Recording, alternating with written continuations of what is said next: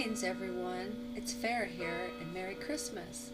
And in this video I would like to be speaking to you about Christmas, its history, and the magic of Christmas.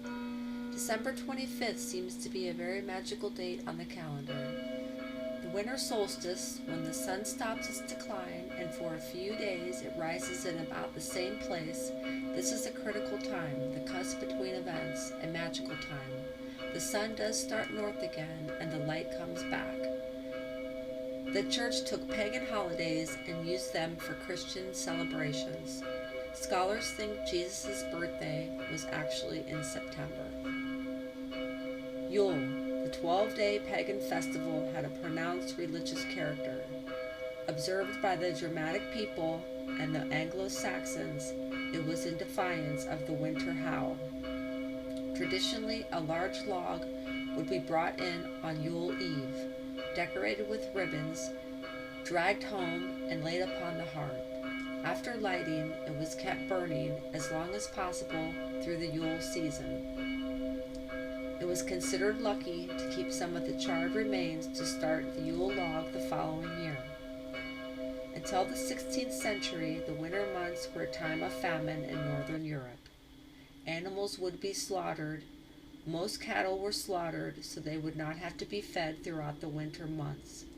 Also at the festival, you would have wild boar and horses too. The first toast of the festival would be to Odin, for victory and power to the king. Who was Odin?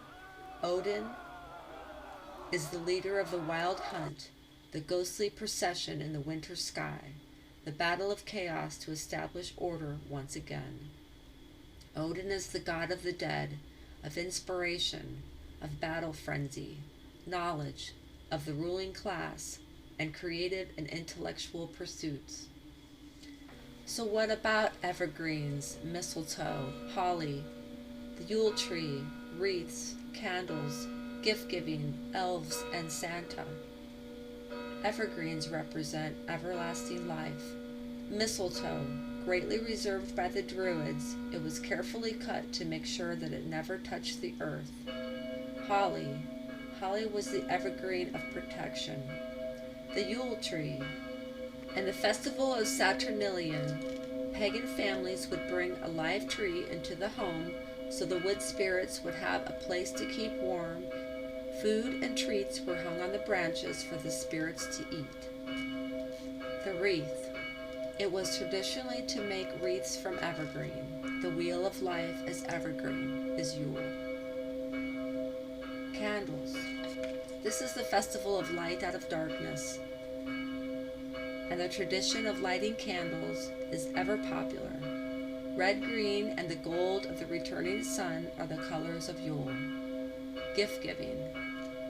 It is in the return of the sun from ancient times that giving of gifts has been a vibrant tradition of the festival. Elves. Elves are associated with Germanic paganism. And Santa. Today's Santa is a mixture. He embodies characters of Saturn, Kronos, the Holy King, Father Ice, Grandfather Frost, Thor, Odin, Wotan, Frey. The capitalist sellout Fat Santa needs a makeover. The Yuletide season was a time for recognizing the dualities of life and death in the human and natural realms. The rebirth of the sun celebrated in the darkest time of the year, the very real threats of illness, famine, and death our ancestors had to face and prepare against, the need to kill in order to ensure the continuance of life, whether through the sacrifice of unneeded farm animals and the preservation of their meat in the cold, or through the efforts of the hunter and fisherman. In the winter, the value of hard work, wise management of time and resources, foresight, and self-control is made clear. The work of the family and community to harvest, preserve, and store the bounty of the summer would play a great role in determining whether the group survived. Yule is also a time to reinforce the bonds of kinship, to weave frith among communities through the giving of gifts, the sharing of food, and making time to visit and ensure that all members of the community have enough. Parasitic and lazy people who did not return the gifts given in one way or another would be remembered and judged by the tribe as a whole. The celebration of light, warmth, joy, and generosity was a way to reinforce the bonds of community and strengthen the inner fires that maintain people through the dark times, and makes the winter months a time to reestablish closeness, hopefulness, and in-group solidarity as the Wild Hunt rode, taking up those whose time to die had come. Our ancestors gave honor and respect to the tribe and to the gods, to Mother Frigga in her wisdom, knowledge of food preservation, household management, and healing ways, to Odin as Lord of the Wild Hunt, as the shaman who brings visions and stories through the dark months to guide the folk, as Olski, the granter of wishes and bringer of gifts, and to the gods of the hunt, the winter, and the natural world, like Yule and Skadi.